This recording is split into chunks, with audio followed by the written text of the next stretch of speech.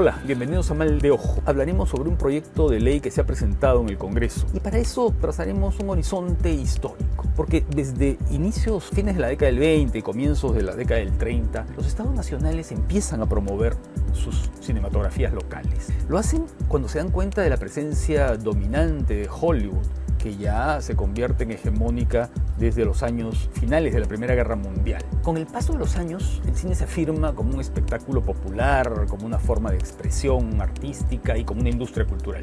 También como un medio capaz de difundir identidades nacionales y narrativas propias, lo que impulsa a los gobiernos de todo el mundo a apoyar sus producciones locales. Hoy, en tiempos de multiplicación de pantallas y relatos, los estados nacionales, con independencia de sus orientaciones ideológicas o sus políticas económicas, promueven la realización cinematográfica y audiovisual. Liberales y proteccionistas, los países apuestan a ello. En los tratados de libre comercio, por ejemplo, se pactan cláusulas de excepción cultural que legitiman esos apoyos sin incurrir en violaciones a los acuerdos internacionales de comercio. El Tratado de Libre Comercio del Perú con los Estados Unidos incluye una cláusula de excepción cultural.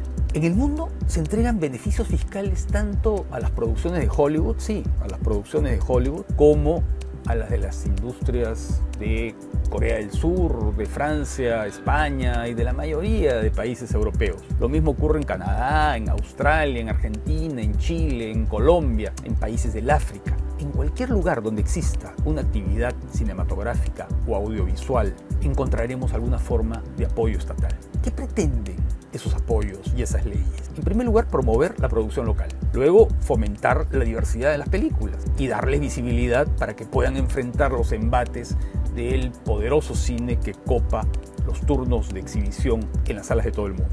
Entre nosotros, los peruanos, los estímulos a la actividad fílmica no empiezan en los años 70 del siglo pasado. Se remontan a los tiempos del segundo gobierno de Augusto B. Leguía, en los años 20. Más tarde, Manuel Prado, en sus 2 mandatos, dictó dispositivos que buscaban incentivar la producción mediante estímulos fiscales. En el año 72, el gobierno militar también lo hizo.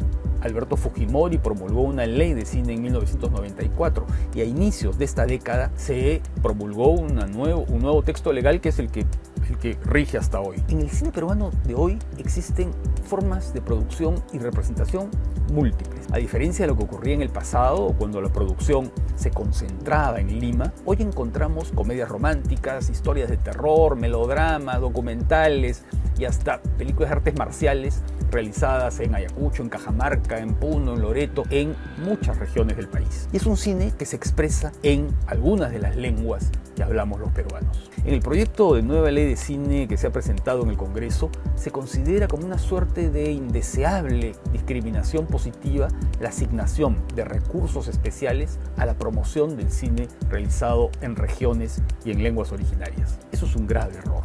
Uno de los objetivos de la ley debe ser compensar con estímulos directos la fragilidad de los proyectos que carecen de apoyos financieros y de recursos técnicos. Y por supuesto, propiciar la expresión de nuestra pluralidad lingüística y cultural. No es verdad que las películas peruanas reciban subsidios que cubren el total de su costo de producción. Eso no es cierto. Reciben un porcentaje mucho menor.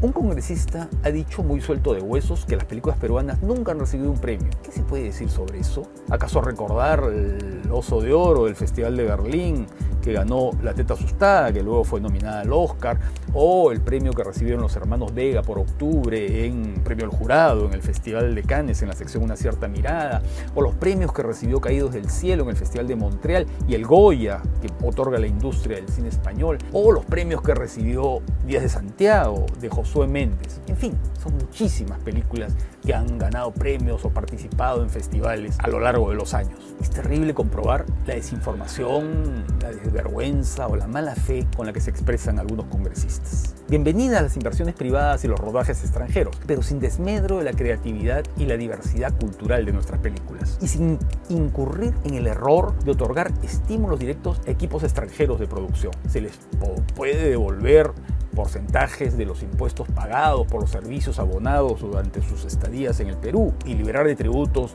el ingreso del equipamiento necesario para los rodajes, pero no se puede permitir que compartan los estímulos que se destinan a las películas peruanas. Una aventura del Hombre Araña o un paseo de Iron Man por el Perú no puede recibir el mismo trato que una película realizada por cineastas peruanos en cualquier lugar del país. Las normas de promoción al cine deben centrarse en fomentar la creatividad y la diversidad cultural. Si no ocurre eso, nuestro cine se convertirá en un montón, en un cúmulo de títulos intercambiables como esos que abundan en las plataformas y en la cartelera.